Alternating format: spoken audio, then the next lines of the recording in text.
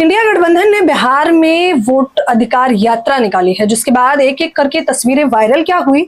लग रहा है कि बीजेपी में बौखलाहट आ गई है, क्योंकि जिस प्रकार से बीजेपी के कार्यकर्ता कांग्रेस के कार्यालय पर जाकर झंडे फहराते हुए लड़ाई करते हैं और बताया जा रहा है कि मार पिटाई इतनी बढ़ जाती है कि उसमें महिलाओं को भी लपेट लिया जाता है, जिसके बाद बीजेपी के कार्यकर्ताओं का, विधायकों का जमकर विरोध किया जा रहा है। नमस्कार दोस्तों, आप देख रहे हैं रिपब्लिक समाचार और मैं हूं आपके साथ ज्योति यादव। इन दिनों बीजेपी के नेता सुर्खियों में बने हुए हैं। कभी एक वीडियो निकलकर सामने आता है जिसमें देखा जाता है कि किस प्रकार से नालंदा में ही नीतीश बाबू के मंत्री की जमकर दौड़ा दौड़ा कर पिटाई की जाती है, 1 किलोमीटर तक खदेड़ा जाता है। तो एक दिन पहले वीडियो निकलकर सामने आती है कि किस प्रकार से बीजेपी के मंत्रियों का भी कुछ इसी प्रकार का आलम देखने को मिल रहा है। यानी कि लोग कह रहे हैं कि तस्वीरें साफ है, भाजपा को इस बात का डर सताने लगा है कि बिहार में इस बार उनकी दाल नहीं गलने वाली है, क्योंकि इंडिया गठबंधन ने जो आरोप लगाया है वो आरोप है वोट चोरी का आरोप। और वोट चोर गद्दी छोड़, इसके तमाम नारे सोशल मीडिया पर जमकर वायरल हो रहे हैं।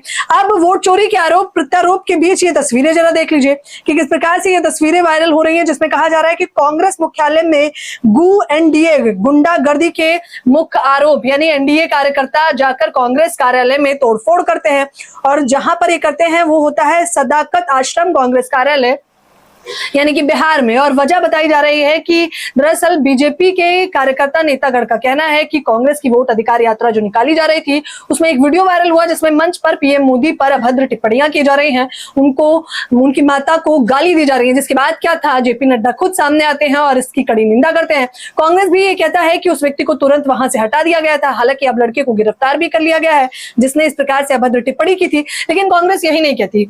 पवन खेड़ा जो कि कांग्रेस के ही नेता है वो कह देते हैं कि ये बीजेपी ने प्लांटेड तरीके से किया है, क्योंकि उन्हें वोट अधिकार यात्रा जो इतने सफल तरीके से चल रही है, जिसमें जनता शामिल हो रही है, उस बात का डर सताने लगा है। इसलिए बीजेपी ने जानबूझकर अपना ही व्यक्ति बेचकर राहुल गांधी की छवि खराब करने के लिए यह षड्यंत्र रचा है। जिसके बाद क्या होता है, बीजेपी के लोग आग बबूला होकर कांग्रेस के कार्यालय पर अपना डंडा और झंडा लेकर पहुंच जाते हैं। हालांकि पिटाई डंडों से नहीं होती, झंडा दिखाया जाता है, दोनों एक दूसरे को झंडा दिखा रहे हैं और पता नहीं क्या कुछ साबित करना चाहते थे, लेकिन ये लड़ाई बढ़ने लगती है। जिसके बाद कांग्रेस के तमाम लोग प्रतिक्रियाएं दे रहे हैं। पप्पू यादव इस पे कहते हैं वोट चोर पार्टी, बीजेपी का डबल गुंडाराज, सदाकत आश्रम कांग्रेस कार्यालय पर हमला, इस बेड़ा गर्क पार्टी का बिहार में बोरिया बिस्तर बंधना तय हो गया है। इसी बौखलाहट में बीजेपी के गुंडों ने सदाकत आश्रम पर हमला किया, लेकिन उसे पता नहीं है कि कांग्रेस राहुल गांधी जी के अनुयायियों, गब्बर शेरों की पार्टी है। इस बार बिहार में बीजेपी का राजनीतिक श्राद्ध कांग्रेस ही करेंगे, यानी कि बीजेपी का श्राद्ध निकाल देगी इंडिया गठबंधन के लोग। लेकिन वोट अधिकार यात्रा में जवाब तो